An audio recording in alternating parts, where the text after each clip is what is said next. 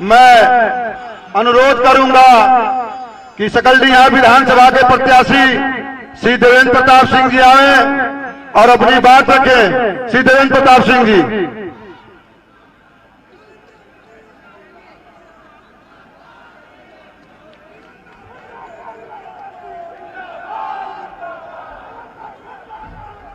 वो नाम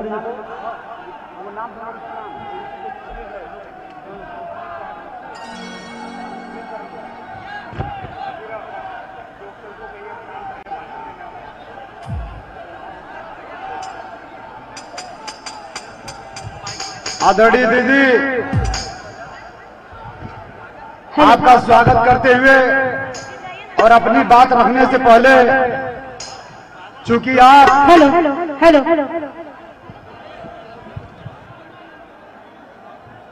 वर्तमान समय में उत्तर प्रदेश के युवाओं की, छात्रों की, महिलाओं की, किसानों की सबकी आवाज बन चुकी है अपने संघर्ष की बदौलत।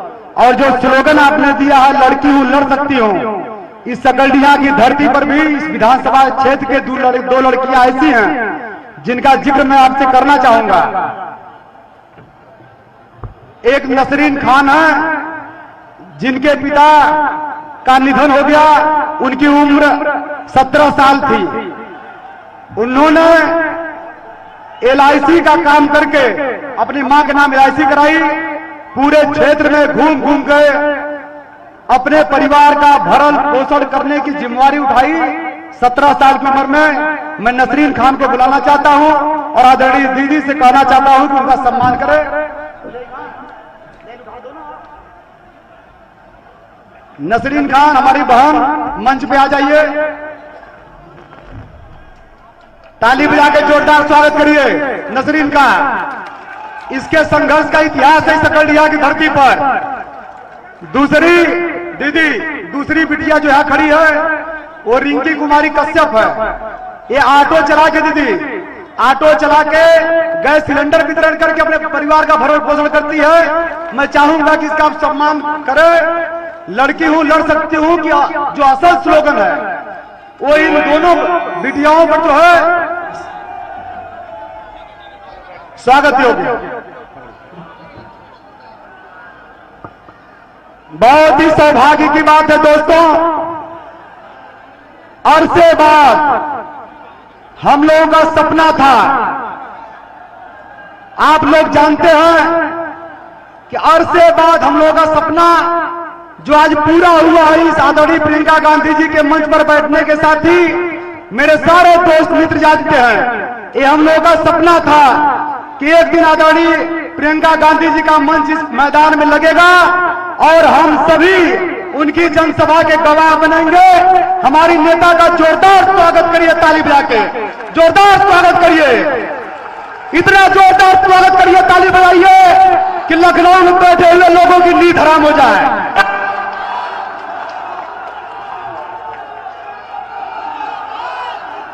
Priyanka Gandhi Congress party, Priyanka Gandhi Congress party.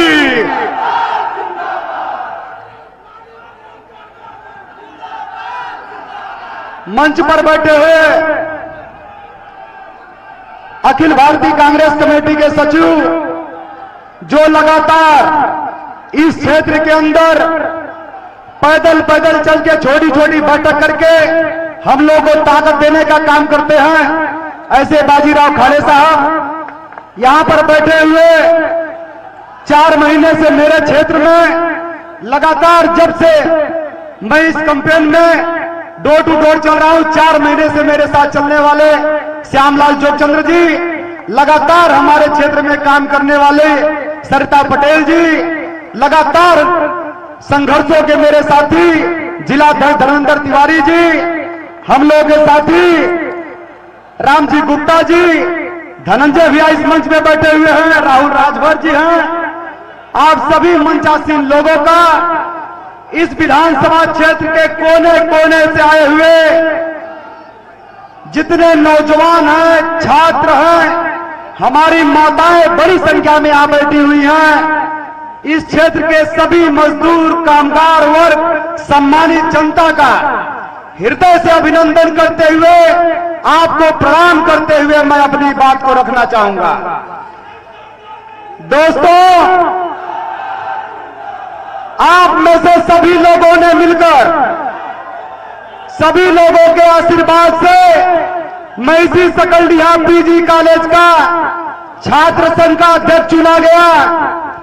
आप ही लोगों के आशीर्वाद के कारण इस क्षेत्र ने मेरी पत्नी श्वेता सिंह को जिला पंचायत का मेंबर बनाया। आप ही के आशीर्वाद से, आप ही के सहयोग से प्रतिदिन मैं अपने कार्य क्षेत्र में, चाहे जिला कांग्रेस कमेटी का अध्यक्ष हो, चादरणी दीदी ने मुझे प्रदेश का सचिव महासचिव बनाया, और जो एक स्तर राजनीति में खड़ा हुआ है वो आप ही की बदौलत है, आप ही के आशीर्वाद के कारण है। आप सभी लोग जानते हैं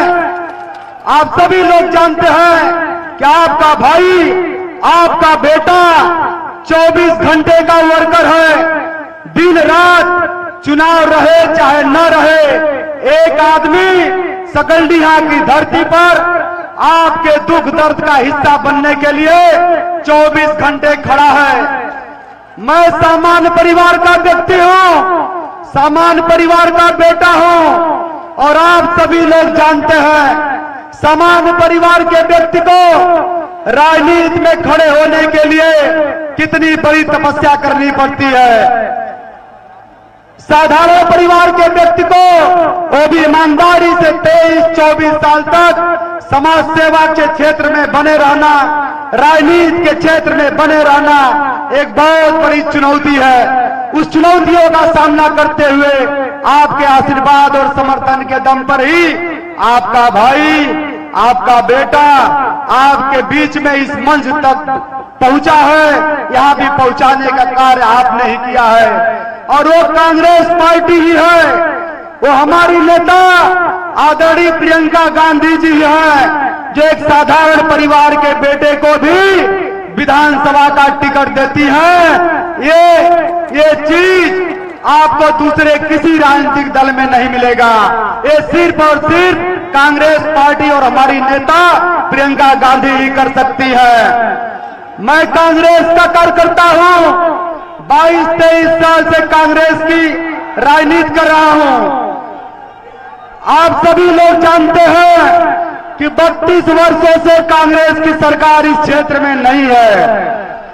32 वर्षों के अंदर आपने समाजवादी पार्टी की सरकार बनवाई कई बार, बहुजन समाज पार्टी की सरकार बनवाई कई बार, भारतीय जनता पार्टी की सरकार पहले में थी और 5 साल अभी झेली है। लेकिन इस जिले के अंदर, इस विधानसभा के अंदर 32 साल सरकार में नहीं रहने के बाद भी एक एक बच्चा, एक एक भाई, एक एक साथी ये कहता है कि इस क्षेत्र के अंदर जो नहरों का जाल है, जो सड़कों का जाल है, जो अस्पताल स्कूल बने हैं, जो नलकूप लगे हैं, वो कांग्रेस के जमाने में कांग्रेस की सरकार ने ही किया है। तो मैं सवाल करना चाहता हूं, आप भी सवाल करिए उन लोगों से जो कांग्रेस को नकारने का प्रयत्न करते हैं। उनसे कहिए 32 साल सरकार में नहीं रहने के बाद भी जब कांग्रेस के ही कार्यों की सराहना है,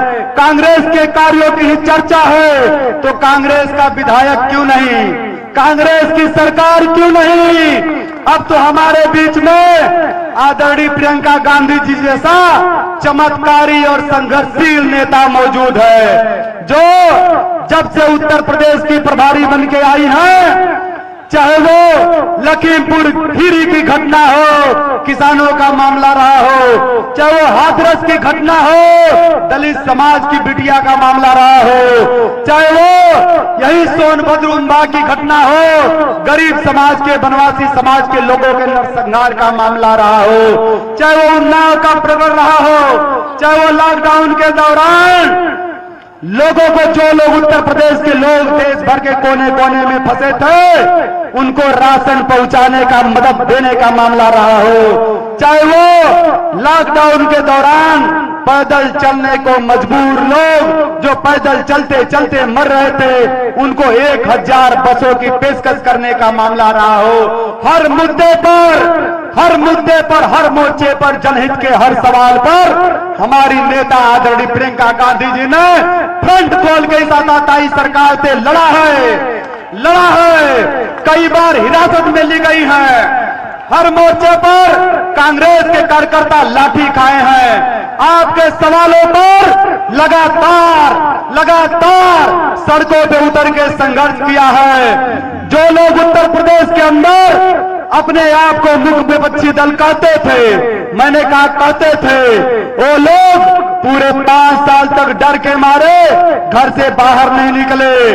तो बताइए, आप उन लोगों से सवाल करिए जो लोग कांग्रेस का विरोध करते हैं, उनसे कहिए कि हिरासत में लिए जाएंगे कांग्रेस के नेता, लाठी खाएंगे कांग्रेस के नेता, सड़क पर उतर के लड़ेगी कांग्रेस, संघर्ष करेगी कांग्रेस।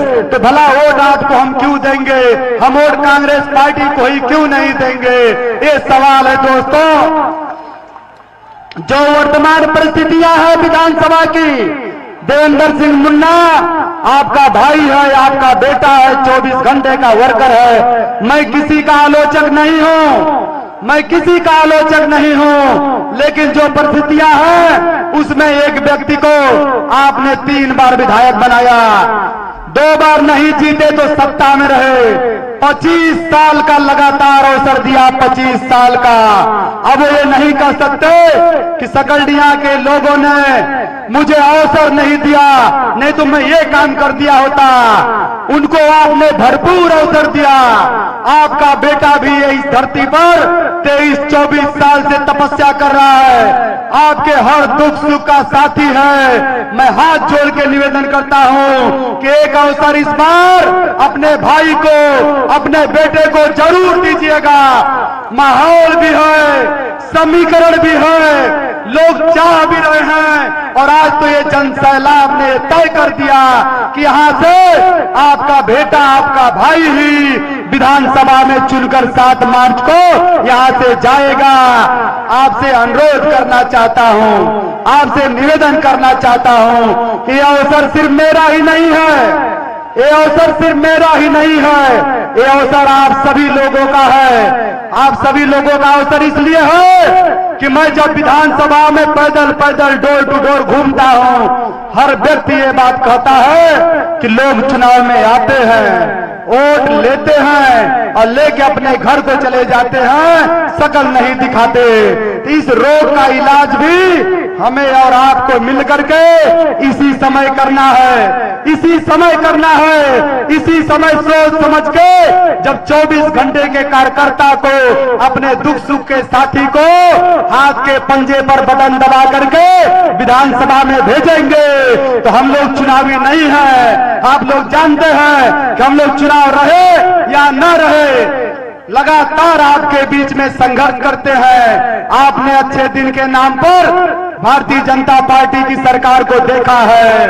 आपने देखा है कि जब 400 रुपए सिलेंडर की कीमत थी तो इन्होंने स्लोगन दिया, पड़ने लगी महंगाई की मार, अब की बार फलाने की सरकार। आप बताइए माताएं, सिलेंडर कितने का बिक रहा है? 400 रुपए का महंगा था, अब कितने का है? 1000 का सिलेंडर बिक रहा है और इनको महंगाई दिखाई नहीं दे रही है। आप बताइए, डीजल पेट्रोल की कीमत 65 रुपया थी तो महंगी थी, और 100 रुपये में इनको महंगाई नहीं दिखाई दे रही है। आप बताइए, बिजली की बिल 450 थी तो महंगी थी, और आप 1000 के पार हुई तो महंगाई नहीं है। और इससे बड़ा जो सवाल है, इससे बड़ा जो सवाल, इसको गौर से सुनिए। ये सरकार जाति धर्म के नाम पर हमें आपको बांट करके वोट ली, सरकार बनाई, और सारी सरकारी संपत्तियों को, सारे सरकारी विभागों को अपने पूंजीपति मित्रों को बेचने का काम किया। अब आप कहेंगे उससे हमसे मतलब क्या है? तो आपसे सीधा मतलब है, आपसे मतलब यह है कि जब सरकारी विभाग ही नहीं रहेंगे, सरकारी उपक्रम ही नहीं रहेंगे, तो सरकारी नौकरियां कहां से आएंगी? ये सरकारी विभाग ही नहीं बेच रहे हैं, उसके साथ साथ आपकी हमारी सरकारी नौकरी को भी बेचने का काम कर रहे हैं। इतिहास गवाह है, इतिहास गवाह है, जब जब भाजपा आई है महंगाई बेरोजगारी चरम पे लाई है, और जब जब समाजवादी पार्टी की सरकार बनी है सड़क से लेके गांव तक गुंडई बढ़ी है। उस गुंडई का इलाज, उस गुंडई का इलाज, उस महंगाई बेरोजगारी का इलाज एक मजबूत विकल्प के रूप में कांग्रेस पार्टी की नेता और आपका बेटा आपके बीच में मौजूद है। कोई कितना पट्टी पढ़ावे, पढ़ने की आवश्यकता नहीं है, क्योंकि 7 तारीख के बाद ये सभी चुनावी लोग बोरिया बिस्तर लपेटेंगे, अपने अपने घरों को चले जाएंगे। 7 तारीख के बाद यही आपका भाई, आपका बेटा, आपके दुख दर्द का साथी आपके बीच में रहेगा। ये लड़ाई मेरे अकेले की बस की नहीं है, क्योंकि मैं एकदम साधारण परिवार का जमीनी कार्यकर्ता हूं। आप सभी लोग मेरी ताकत हैं, और आप जानते हैं कि मेरी लड़ाई जन आंदोलन है। एक एक छात्र, एक एक नौजवान, एक एक माता, एक एक बहन, एक एक किसान देवेंद्र सिंह की लड़ाई को लड़ रहा है। और मुझे विश्वास है कि आपके दम पर 10 तारीख को जब मतगणना होगी तो आपका भाई, आपका बेटा विधानसभा में पहुंचेगा, और पहुंचने के बाद यह एहसास कराएगा कि विधायक ऐसा भी होता है, विधायक इस तरह का भी होता है। विधायक कोई तोप नहीं होता, आपके हमारे समर्थन से बनता है। आप दिल से उसको जब मानते हैं, अपना बहुमूल्य वोट देते हैं, तब वो विधानसभा में पहुंचता है। और जिसको आप हृदय से माने, जिसको आप अपना बहुमूल्य वोट दें, वह आपकी बात ही नहीं समझे, बात ही नहीं सुने, आपको चौराहे पे अपनी कलाई पकड़ने का हक नहीं दे, अधिकार नहीं दे, ऐसे व्यक्ति को वोट मांगने का भी अधिकार नहीं है। देवेंद्र सिंह विधायक होंगे, आप जहां चाहेंगे वहां कलाई पकड़ के अपनी बात को रखेंगे। मेरी गाड़ी, मेरी मोटरसाइकिल को हाथ मारेंगे, वही रुकेगी, और 24 घंटा साधारण कार्यकर्ता की तरह आपके बीच में संघर्ष करने वाला व्यक्ति हूं, आपका भाई हूं, आपका बेटा हूं। एक बार विधायक बना लेंगे, जीवन में मुझे नहीं छोड़ेंगे। इन्हीं चंद शब्दों के साथ इस पूरे जनसैलाब का हार्दिक अभिनंदन और स्वागत करते हुए बहुत बहुत धन्यवाद। आप सभी लोगों को प्रणाम। धन्यवाद देवेंद्र प्रताप सिंह जी। आप लोग इतनी देर से इस कड़कड़ाती धूप में जिसको सुनने के लिए यहाँ बैठे हैं, इंतजार कर रहे थे। आज हम लोगों के बीच में हम लोगों की नेता माननीय प्रियंका गांधी जी उपस्थित है। अब आप लोगों के सामने अपनी बात को रखेंगी हम लोगों की नेता माननीय Priyanka Gandhi ji. Priyanka Gandhi Congress party, Priyanka Gandhi Congress party, Priyanka Gandhi Congress party. Aghoracharya बाबा कीनाराम जी की जय। बहनों और भाइयों, बहुत धूप है, काफी समय से आप इंतजार कर रहे हैं। आप सबका इस सभा में बहुत बहुत स्वागत, और मेरी तरफ से बहुत बहुत आभार कि इतनी देर से आप धूप में इंतजार किए। श्री देवेंद्र सिंह जी, आपके प्रत्याशी, श्री राम जी चकिया के प्रत्याशी, श्री बाजीराव खादी जी, श्री श्यामलाल जोगचंद जी, श्री धनंजय सिंह जी, सरिता पटेल जी, श्री धर्मेंद्र तिवारी जी, श्री राम जी गुप्ता जी और श्रीमती मधुराई जी, और मंच पर उपस्थित सभी कांग्रेस के नेतागण, सभी कांग्रेस के पदाधिकारी, मेरे साथियों, आप सबका भी इस सभा में बहुत बहुत स्वागत। महादेव। अच्छा, बताइए, चुनाव की सभा है, चुनाव की सभा है तो थोड़ी बहुत चुनाव की बातें करते हैं। बताइए, आपकी सबसे बड़ी समस्याएं क्या है आज? कड़वा तेल महंगा हो गया है, 250 रुपए में मिल रहा है। एक दिहाड़ी कितनी है? 250 की दिहाड़ी और 250 का तेल। बढ़िया। महंगाई बहुत बढ़ गई है। बेरोजगारी कितने नौजवान हैं यहाँ?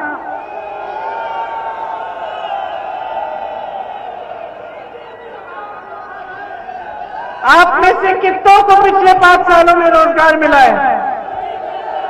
नहीं मिला। ठीक है, तो महंगाई समस्या है, बेरोजगारी समस्या है। मेरे किसान भाइयों, छुट्टा जानो हो, बड़ी समस्या है आपके लिए। आपको उपज की का दाम नहीं मिल रहा, सही है ये? सही बात है। किसान कितने हैं यहाँ? बड़ी बड़ी समस्या है आपकी भी। और मेरी बहनें, आप महंगाई का सामना करती हैं, सबसे ज्यादा बोझ तो आप ही के कंधों पर है। घर संभालती हैं, खेती में काम करती हैं, घर पे जितने भी परिवार के सदस्य हैं उनकी देखभाल करती हैं। तो मुख्य तौर से मैं ये धान नहीं खरीद रहे हैं। किसान बहुत परेशान है। और जो छोटे दुकानदार, छोटे व्यापारी हैं, वो भी परेशान हैं। वो भी कमा नहीं पा रहे हैं सरकार की नीतियों से। तो महंगाई, बेरोजगारी, जो किसानों की समस्याएं हैं, जो महिलाओं पर अत्याचार हो रहे हैं, जो छोटे व्यापारी, छोटे दुकानदार, उनकी समस्याएं, ये है ना आपकी समस्याएं? सही है? तो जब महंगाई आपके घर आती है तो क्या दरवाजा खटखटा के पूछती है कि आपका धर्म क्या है, आपकी जाति क्या है? नहीं पूछती, आ जाती है। हाँ? और जब बेरोजगारी आती है तो क्या बेरोजगारी पूछती है कि भाई तुम किस जाति के हो, तुम किस धर्म के हो? चलो ये दरवाजा छोड़ देता हूं, मैं उसके घर चले जाता हूं। पूछती है बेरोजगारी? नहीं पूछती। ठीक है, तो जो छुट्टा जानवर आपका खेत चलता है, तो क्या पहले चलने से पहले पूछता है कि भाई ये किसका खेत है? ये हिंदू का खेत है या मुसलमान का खेत है? या ये कौन सी जाति का खेत है भाई कि मैं इसको चरूं या ना चरूं? कि चले जाता है? चले जाता है? नहीं पूछता। अच्छा, विकास आया, सड़क बन गई आपकी, क्या सड़क पे लिखते हैं कि इस पे सिर्फ एक धर्म, एक जाति के लोग चलेंगे? नहीं लिख सकते ना। मान लो अगर सड़क बन जाती है तो। अगर बिजली के तार लगते हैं तो क्या वो तार कहीं किसी के घर पे पहुंचकर घूम जाते कि भाई इस धर्म के घर में हमें नहीं जाना, हम तो दूसरे घर में जाएंगे? क्या बोलता है तार ऐसे? नहीं ना। बिजली का तार है, सब जगह जाता है। उद्योग लगता है तो उद्योग के दरवाजे पे थोड़ी ना लिखा होता है कि भाई सिर्फ इसी धर्म के लोग काम करेंगे यहाँ और दूसरों को नहीं काम देना हमें। नहीं होता ना ऐसे। तो अब मुझे बताओ कि ये जो तीनों दल के जो नेता हैं, बहुजन समाज पार्टी के, समाजवादी पार्टी के, भाजपा के, ये फिर क्यों धर्म जाति की बात करते? इनको तो विकास लाना है, आपकी समस्याएं तो नहीं पूछती, आपकी धर्म, आपकी जात। उनका समाधान भी नहीं पूछ रहा है, आपकी धर्म, आपका जात, आपकी जात। तो फिर ये नेता क्यों पूछ रहे हैं? ये नेता बार बार धर्म और जाति को क्यों उठा रहे हैं? जब ये विकास लाएंगे तो सबके लिए लाना पड़ेगा, है कि नहीं? समस्याएं सबके घर में आ रही है, तो धर्म और जाति का क्या मतलब है इस बीच? बताइए, कभी सोचा है इस बारे में?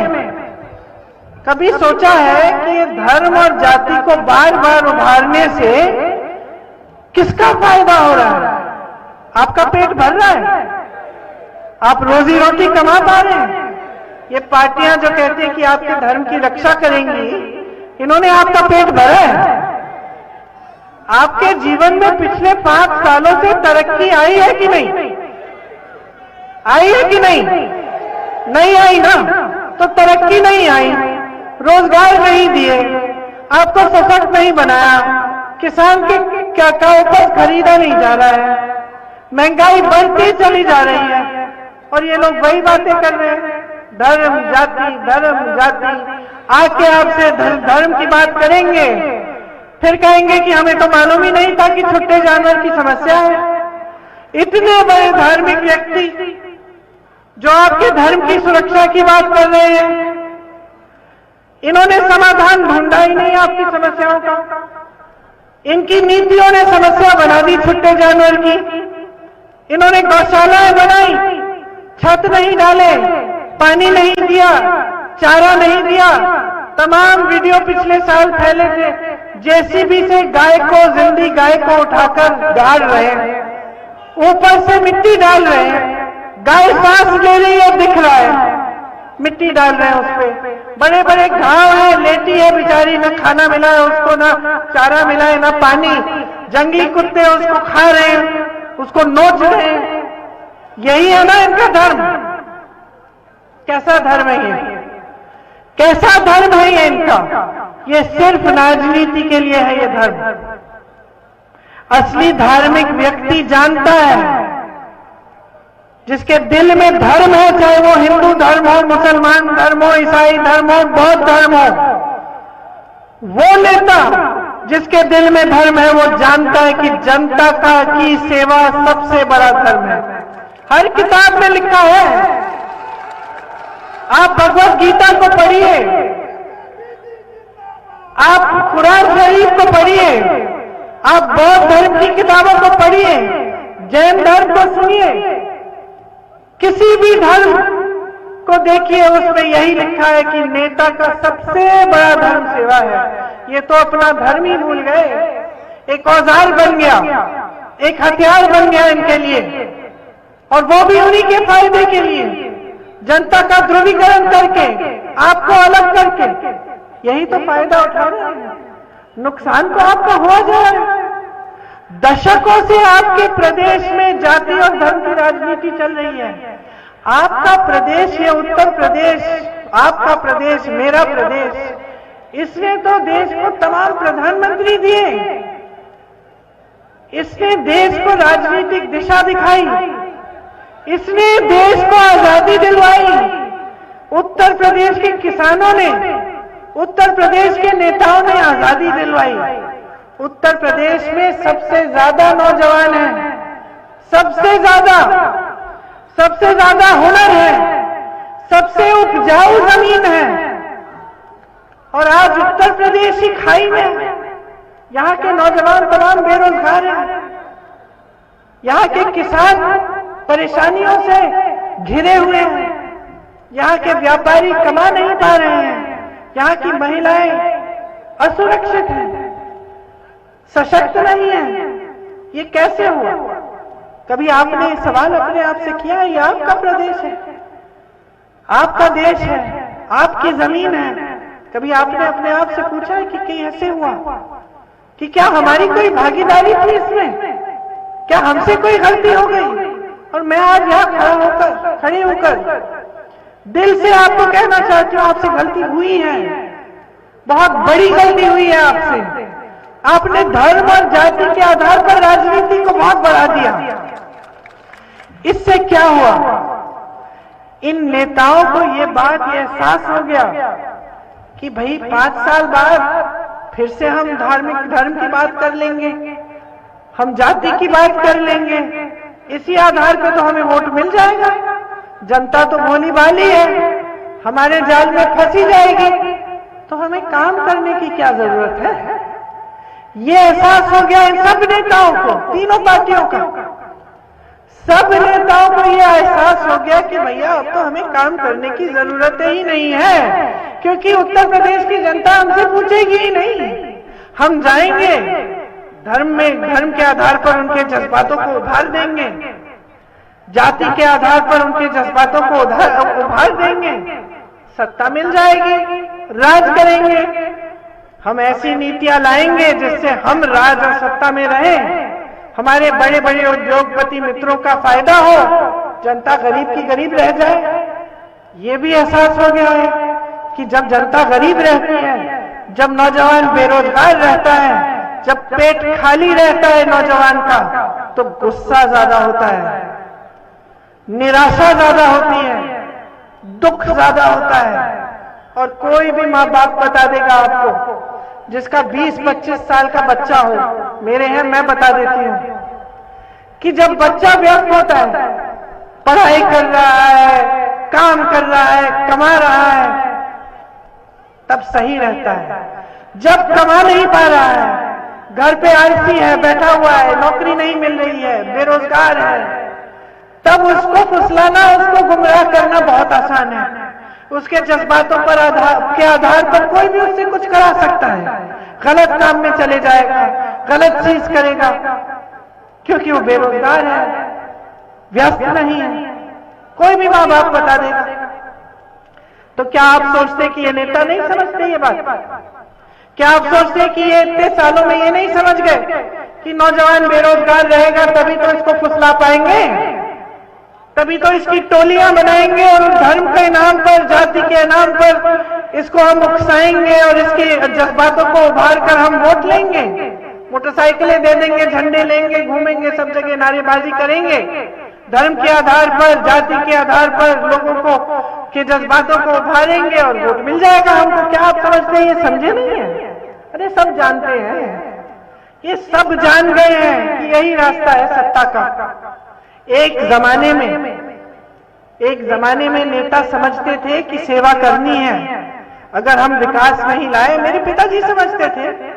मैंने अमेठी में देखा, सांसद थे, प्रधानमंत्री बने, चले जाते थे गांव के अंदर, प्रधानमंत्री होते हुए अपनी जीप चला के चले जाते थे और जनता पूछती थी, प्रधानमंत्री थे लेकिन जनता पूछती थी कि राजीव भैया हमारी सड़क क्यों नहीं कराई, अभी हमारे खंबे लग गए लेकिन तार नहीं डलवाई आपने, इतने महीने हो गए, डलवाइए। वो समझते थे कि जनता पूछेगी, जनता के सामने जवाबदेह बनना पड़ेगा, इसलिए काम करना पड़ेगा। अब क्या हुआ उसके बाद?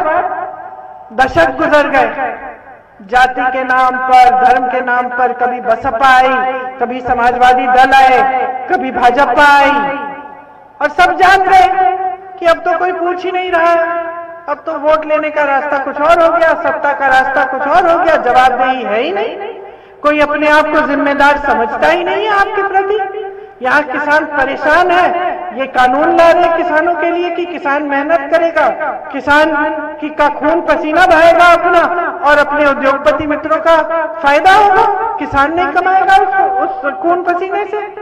यहाँ ऐसी नीतियां बन रही हैं जो सारे रोजगार, जैसे आपने कहा, सारे रोजगार बिक रहे हैं, क्योंकि बड़ी बड़ी संस्थाएं जो पंडित नेहरू जी के जमाने से कांग्रेस की सरकारों ने बनाई, जो रोजगार देती थी, जो आपके लिए बनी गई थी, आपकी संपत्ति थी, वो भी सारी बेच डाली अपने दोस्तों को।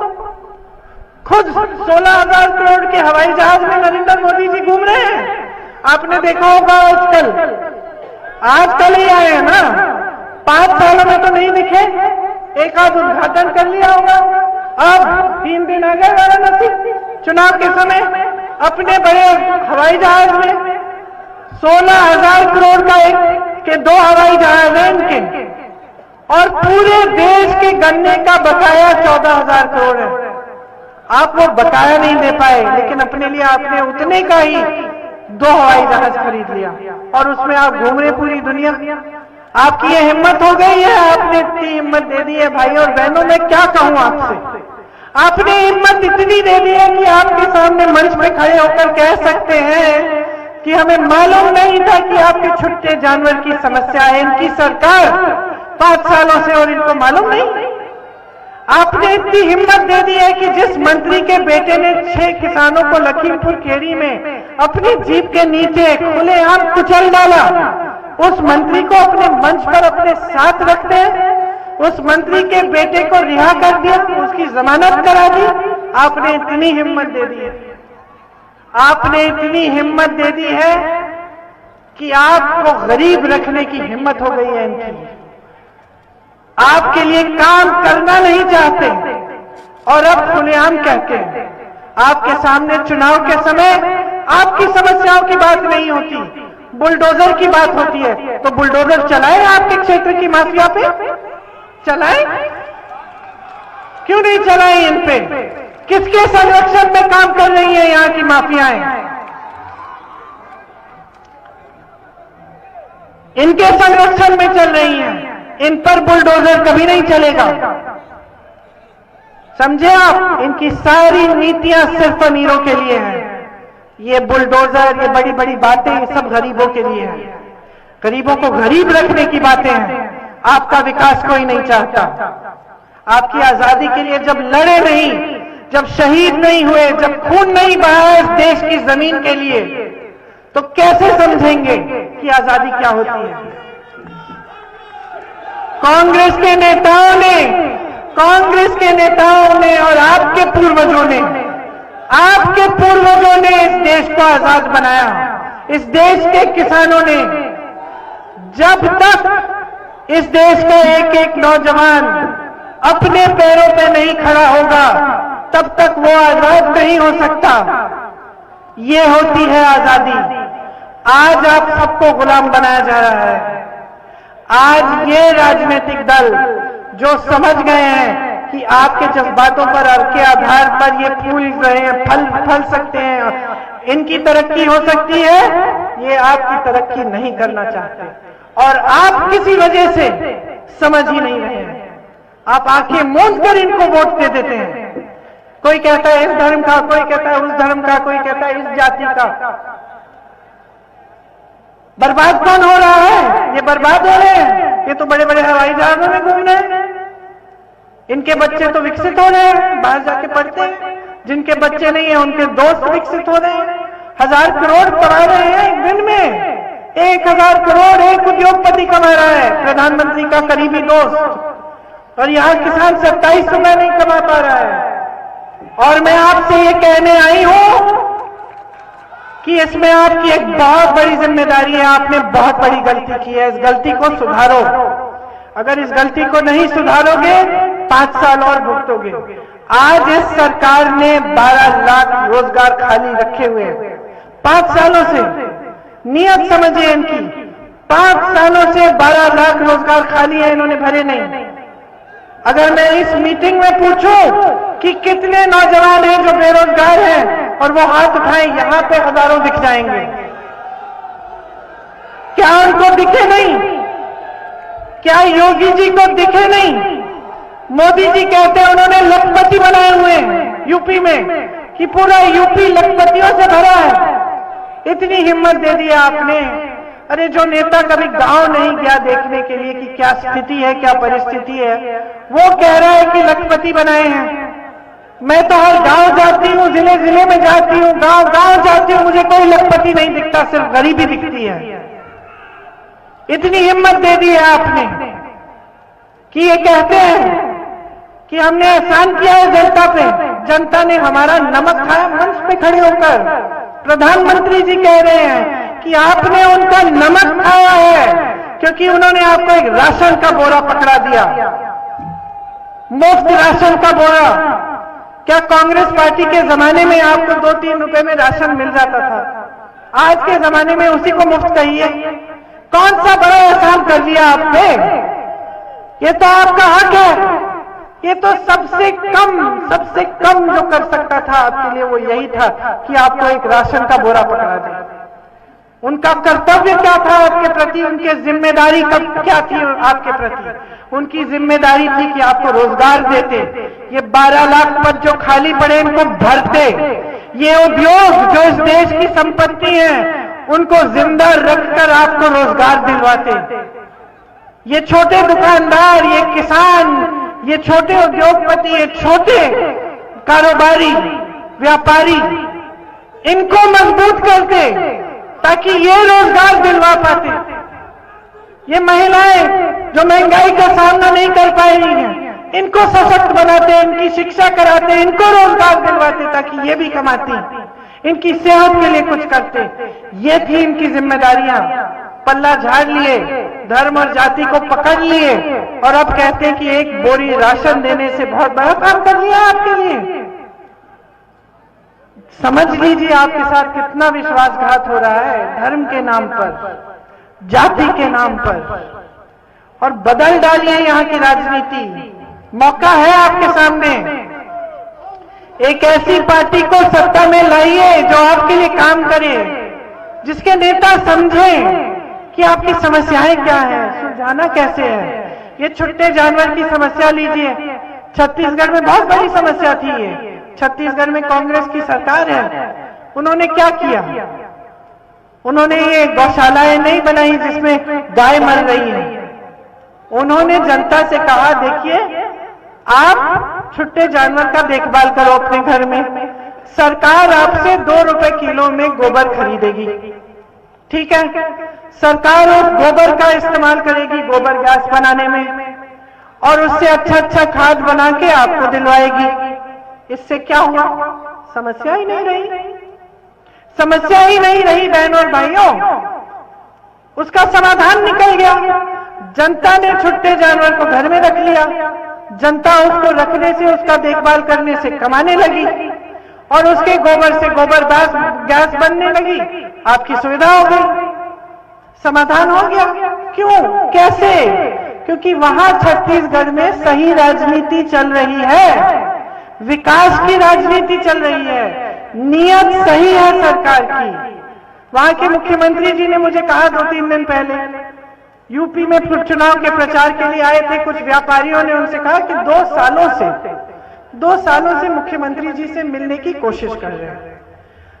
छत्तीसगढ़ के मुख्यमंत्री जी ने मुझे कहा कि प्रियंका जी, छत्तीसगढ़ में तो ये हो ही नहीं सकता, अगर एक व्यापारियों का समूह मेरे से मिलना चाहे और 2 सालों से मैं न मिलूं तो मैं जानता हूं कि मेरे लिए मुश्किल पैदा होगी। लेकिन ये उत्तर प्रदेश में इसलिए हो रहा है क्योंकि मुख्यमंत्री जी जानते हैं कि चुनाव और इन लोगों की समस्याओं से कोई ताल्लुक ही नहीं है। चुनाव के तो धर्म के आधार पर जीतना चाहते हो, तो जब कोई समस्या लेकर आ रहा है उसको नकारा जाता है, उसको मिलने की जरूरत नहीं है। कोई आशा बहू जाती है, अपना दरख्वास्त लेके उसको पीटा जाता है। कोई स्टूडेंट जाता है, अपनी परीक्षा दी है उसने, वो मांग रहा है, अपना हक मांग रहा है, उसको पीटा जाता है। तानाशाही चल गई। तो सुन लीजिए कांग्रेस पार्टी क्या कह रही है। हम कह रहे हैं जो छत्तीसगढ़ में छुट्टे जानवर की समस्या को हल करने की योजना बनाई है वो हम यूपी में बनाना चाहते हैं। हम आपसे 2 रुपए में गोबर खरीदेंगे ताकि आपकी ये समस्या खत्म हो जाए। हम कह रहे हैं कि किसानों का पूरा कर्ज माफ किया जाएगा जैसे पहले कांग्रेस की सरकारों ने किया। कांग्रेस पार्टी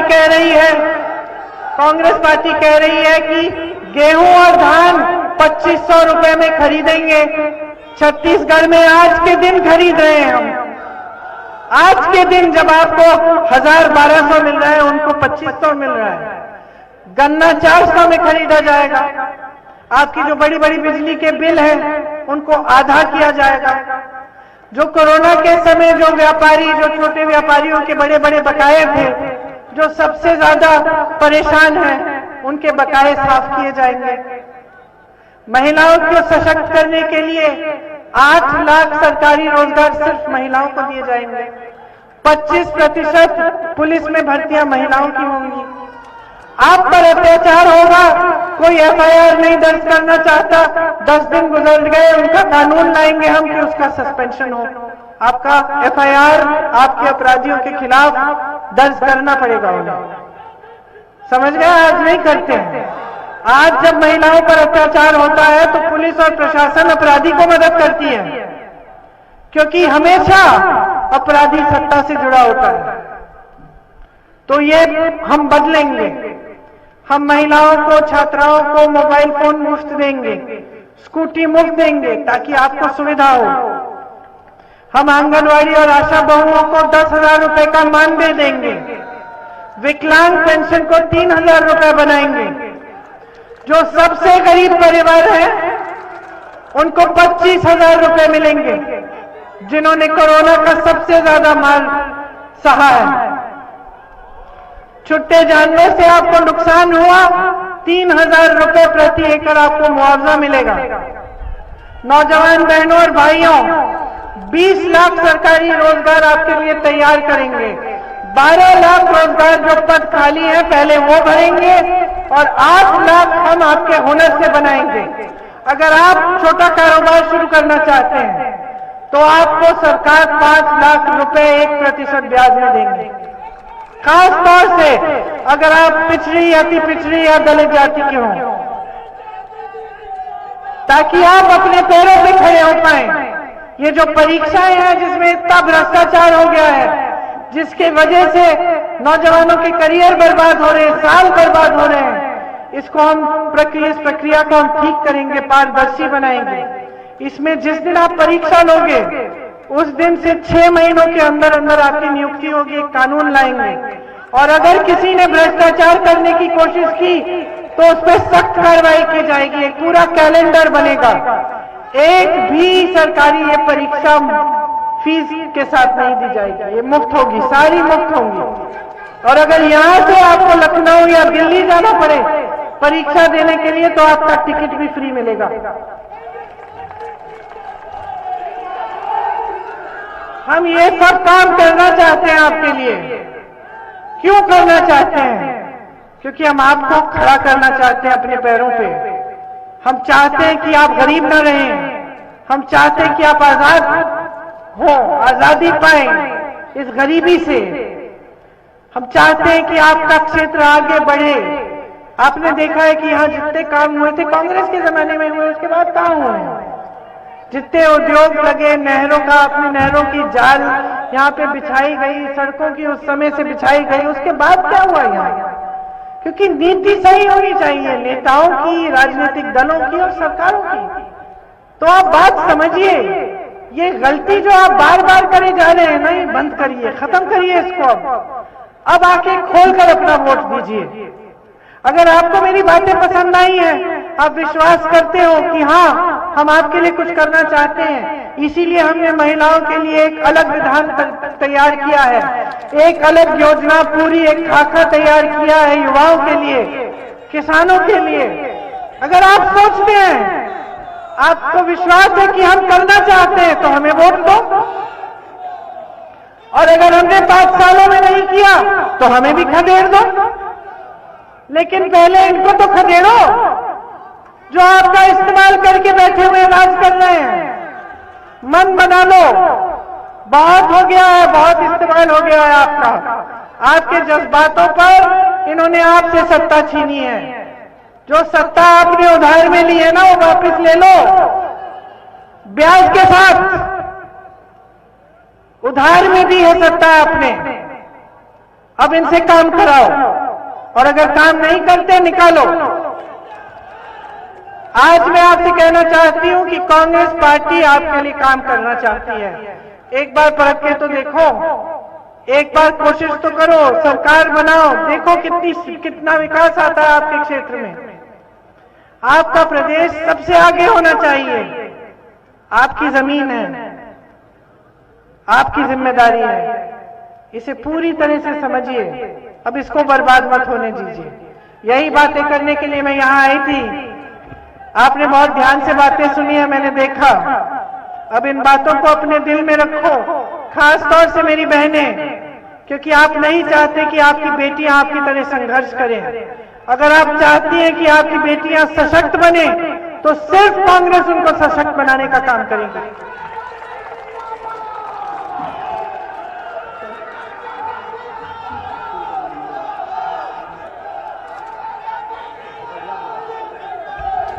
तो देखिए, यहां पे आपके प्रत्याशी देवेंद्र सिंह जी हैं, चकिया से, सकलडिया से देवेंद्र सिंह जी हैं, चकिया से राम सुमेर राम जी हैं। इनको आगे बढ़ाकर आप अपने भविष्य को मजबूत बना रहे हैं, ये बात समझ लीजिए।